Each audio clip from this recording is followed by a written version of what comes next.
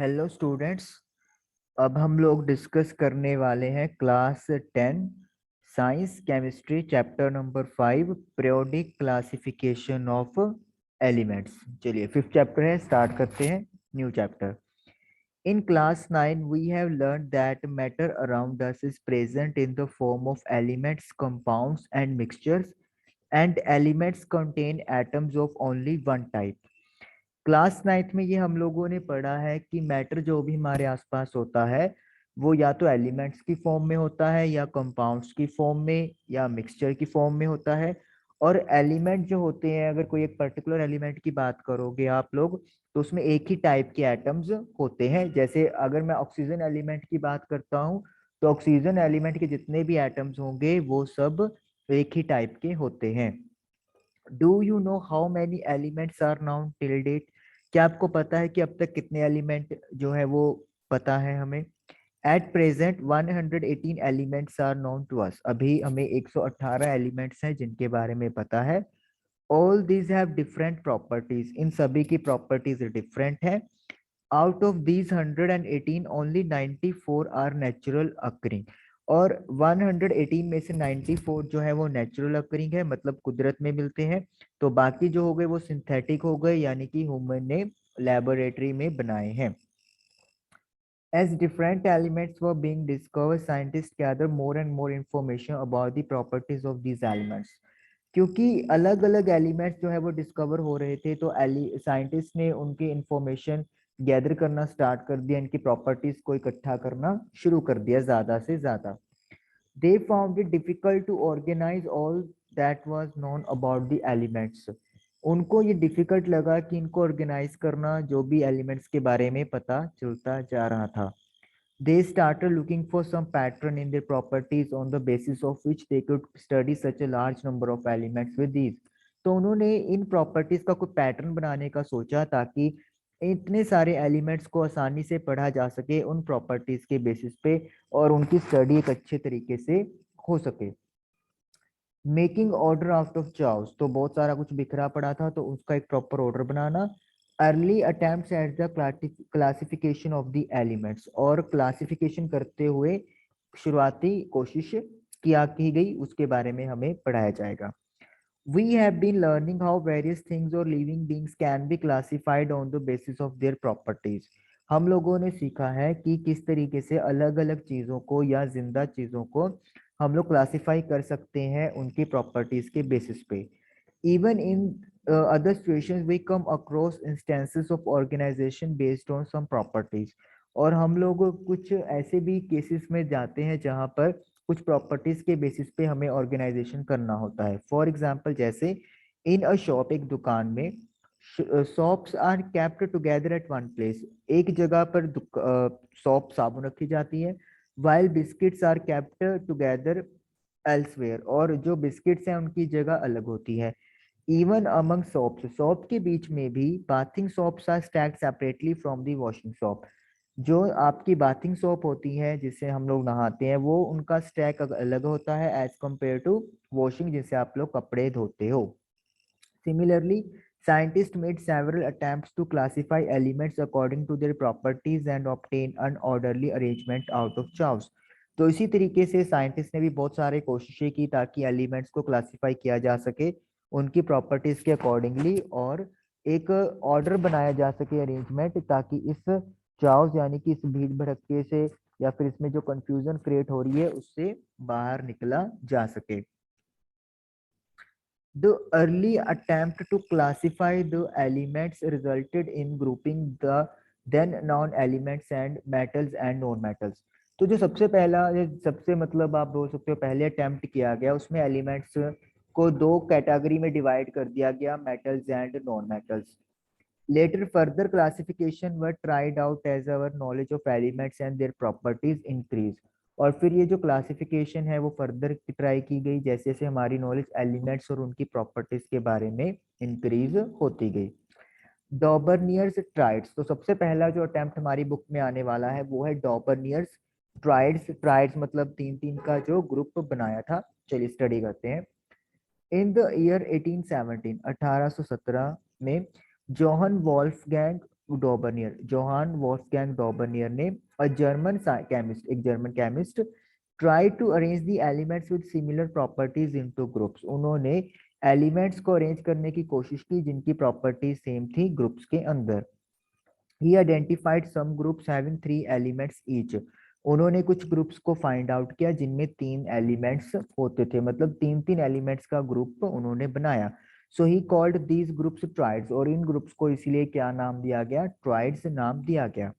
डॉबर्नियर showed that when the 3 elements in a, और Dobereiner ने show किया कि जब 3 एलिमेंट्स को are were return in the order of increasing atomic mass, जब हम लोग उन 3 एलिमेंट्स को इंक्रीजिंग एटॉमिक मास में रखेंगे, the atomic mass of the middle element was रफली the average of atomic masses of other 2 elements.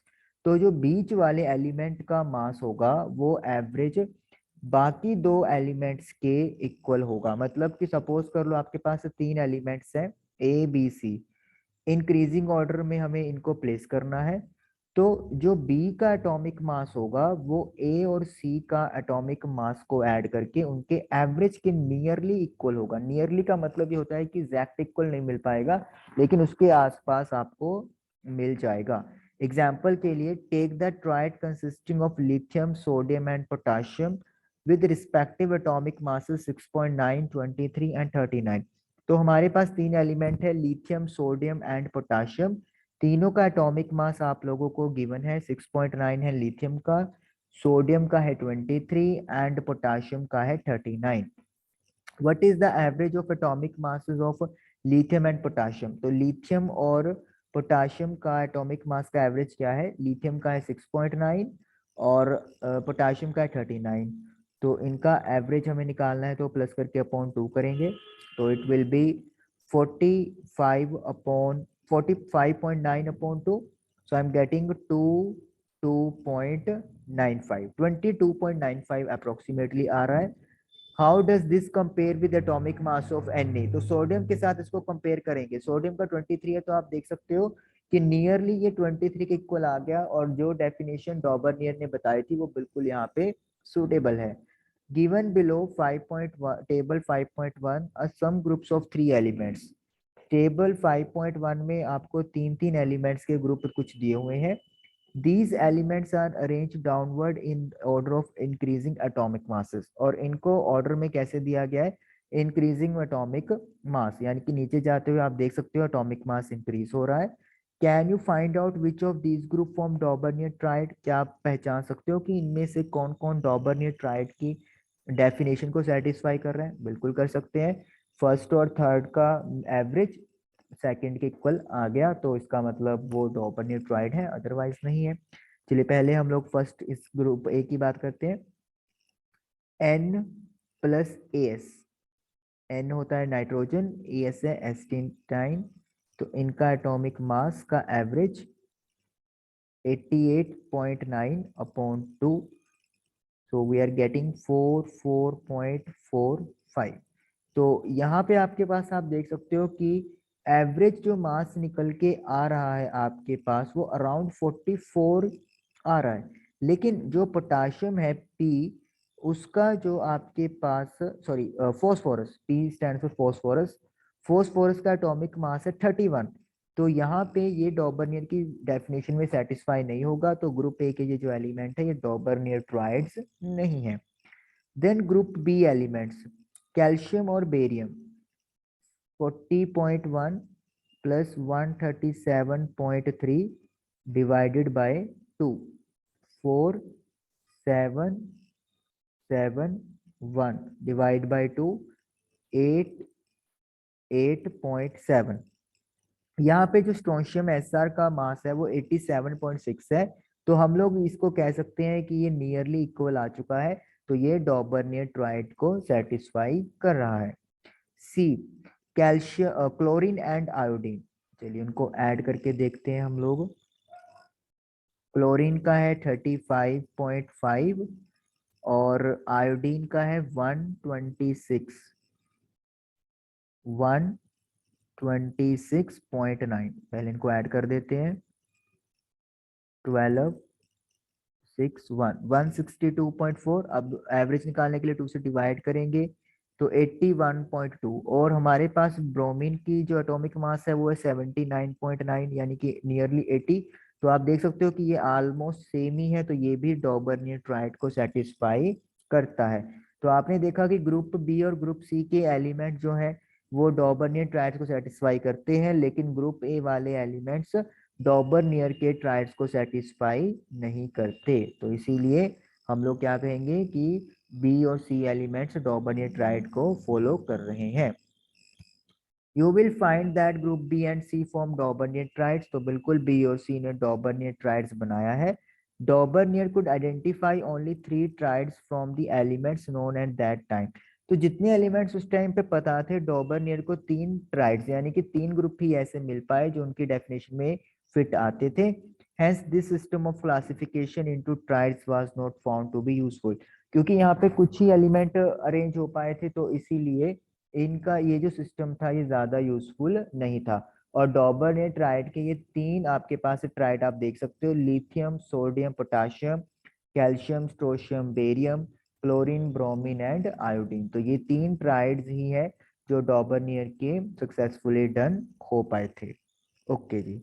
उसके बाद न्यूलैंड्स लॉ ऑफ ऑक्टेव। अब न्यूलैंड लॉ ऑफ ऑक्टेव के बारे में हम लोग पढ़ेंगे। The attempts of Daubernier encouraged other chemists to correlate the properties of element with their atomic mass।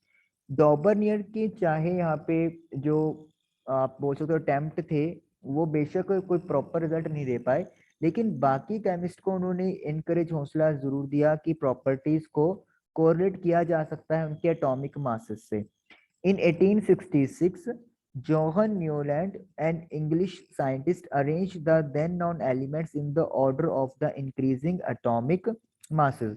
तो जो आप हमारे साइंटिस्ट हैं जोहन न्यूलैंड, उन्होंने जितने एलिमेंट उस टाइम पे पता थे उनको इंक्रीजिंग एटॉमिक मासेस में अरेंज कर दिया। He started with the element having the lowest atomic mass, hydrogen, and ended at thorium, which was the 56th element। उनकी स्टार्टिंग सबसे कम वाले एटॉमिक मास वाले एलिमेंट से हुई, हाइड्रोजन से, और एंडिंग हुआ थोरियम जो उस टाइम पे 56th एलिमेंट था। He found that every 8th element had properties similar to that of first। उन्होंने देखा कि जब वो एलिमेंट्स को अरेंज कर रहे थे increasing order of atomic mass में, तो हर 8th एलिमेंट की प्रॉपर्टी फर्स्ट वाले से मैच हो रही थी। मतलब जैसे फर्स्ट एलिमेंट है, second, third, fourth, fifth, six, seventh, eighth, तो इस एलिमेंट की प्रॉपर्टी फर्स्ट वाले से आपकी मैच हो गई। सिमिलरली सेकंड वाले की प्रॉपर्टी अटैच हो गई किसके साथ, नाइन्थ के साथ। तो हर 8th एलिमेंट अपनी प्रॉपर्टीज रिपीट कर रहा था। He compared this to octaves found in music। ये उन्होंने इसको कंपेयर किया म्यूजिक के सुरों के साथ। Therefore he called it the law of octaves, और उन्होंने इसका नाम law of octave रख दिया। It is known as Newland's law of octaves, और आज इनको न्यूलैंड्स law of octave के नाम से जानते हैं। In Newland's octaves, the properties of lithium and sodium were found to be the same। जो प्रॉपर्टीज हैं लिथियम और सोडियम की वो सेम देखी गई। Sodium is the 8th element after lithium. Lithium के बाद सोडियम 8th नंबर पे आता है। Similarly beryllium and magnesium resemble each other. इसी तरीके से बेरिलियम और मैग्नीशियम की प्रॉपर्टी भी आपस में मैच करती हैं। A part of the original form of Newlands Octave is given in table 5.3। 5.3 में न्यूलैंड के ऑक्टेव का जो फॉर्म है उसका कुछ पार्ट आपको, एक पार्ट आपको दिखाया गया है। And you can see here table 5.3। यहाँ पे सारे गामा पा धा नी ये आपके सुर हो गए हैं। डो रे मी फा सो ला टी ये आपके म्यूजिक के नोट्स वेस्टर्न कंट्रीज में जो यूज किए जाते हैं। तो यहाँ पे एलिमेंट्स हमारे अरेंज किए गए हैं। तो हर फर्स्ट एलिमेंट की प्रॉपर्टी 8th के साथ क्या हो रही थी, मैच हो रही थी एज पर Newland law of octaves. Okay जी, चलिए आगे है। It was found that law of octave was applicable only up to calcium, as after calcium every 8th element did not possess properties similar to that of first। तो अब यहाँ पे ये limitation में कवर होगा ये जो पॉइंट्स आ रहे हैं।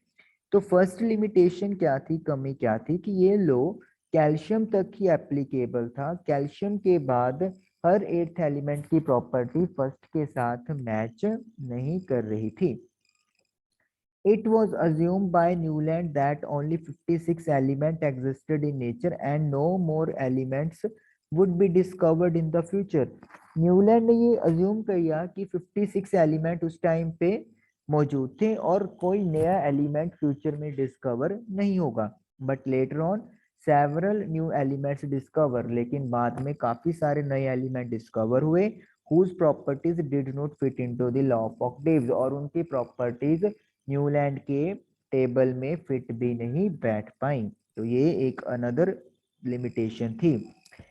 Okay, next limitation, in order to fit elements into his table, अपने टेबल में एलिमेंट्स को फिट करने के लिए Newland adjusted 2 elements in the same slot, same slot में ही न्यूलैंड ने 2 एलिमेंट एडजस्ट कर दिए। But also put some unlike elements under the same note, और साथ में एक ही नोट के अंदर कुछ एलिमेंट ऐसे भी रख दिए जो कि आपस में मैच नहीं थे, अनलाइक एलिमेंट्स थे। Can you find examples of this from 5.3, क्या 5.3 टेबल से इसकी एग्जांपल ढूंढ सकते हो?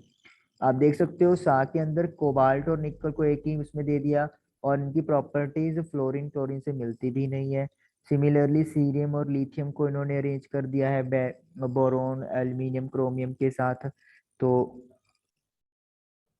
ये सारी लिमिटेशन में काउंट होगा। Note that cobalt and nickel are placed in the same slot, तो पहले तो देखिए कि निकल और कोबाल्ट को सेम स्लॉट में रखा गया है, बिल्कुल जी रखा गया है।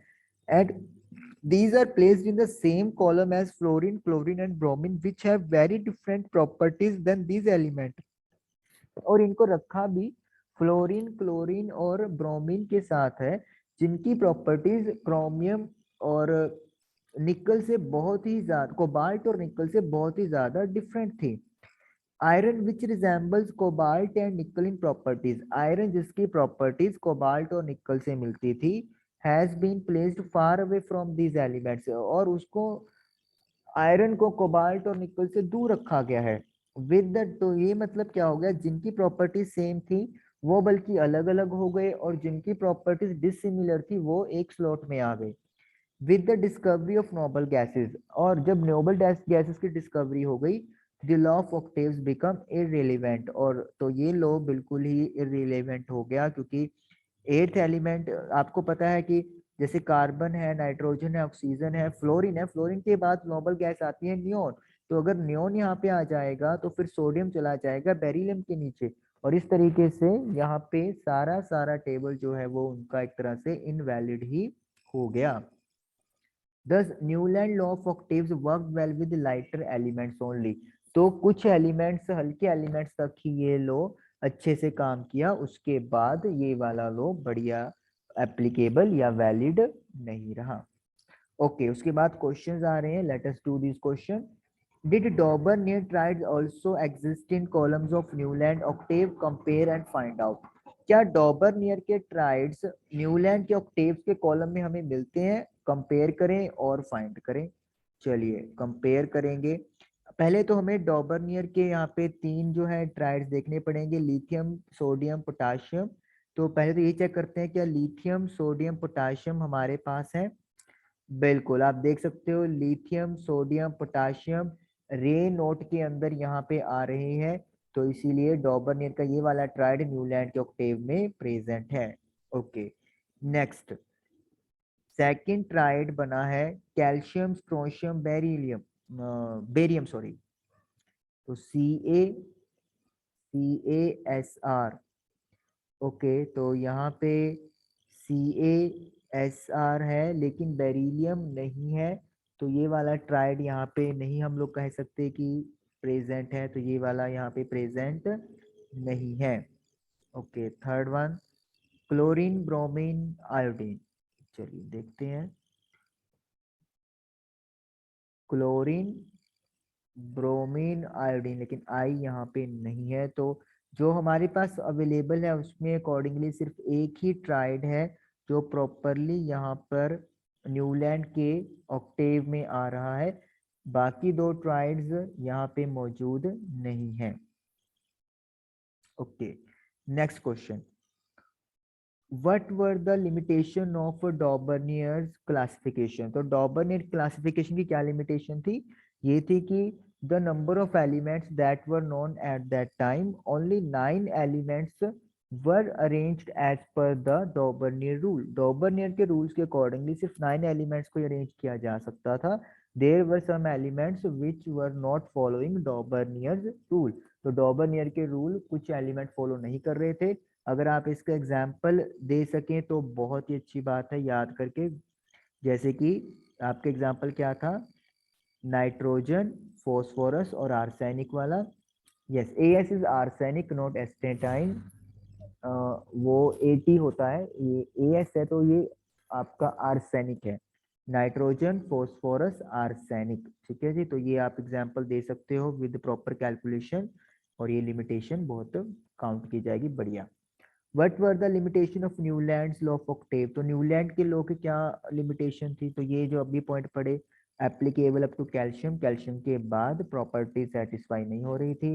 न्यूलैंड की प्रिडिक्शन थी 56 एलिमेंट्स ही रहेंगे, लेकिन गलत हो गया, नए एलिमेंट्स उनके टेबल में फिट नहीं आए. थर्ड लिमिटेशन क्या थी? कि उन्होंने एक ही स्लॉट में 2 एलिमेंट रख दिए और डिसिमिलर एलिमेंट्स को आपस में प्लेस कर दिया, और जिनकी प्रॉपर्टी सिमिलर थी वो अलग अलग हो गए. एंड व्हेन नोबल गैसेस की डिस्कवरी हुई, दिस लॉ बिकम इररिलेवेंट, ये इनवैलिड ही हो गया. तो आज आपने डॉबरनियर ट्राइड्स और Newlands law of octaves study कर लिया है. आई होप कि आप लोग को समझ में आया होगा. दोबारा रिवाइज जरूर करें, रीडिंग जरूर करें. Thank you.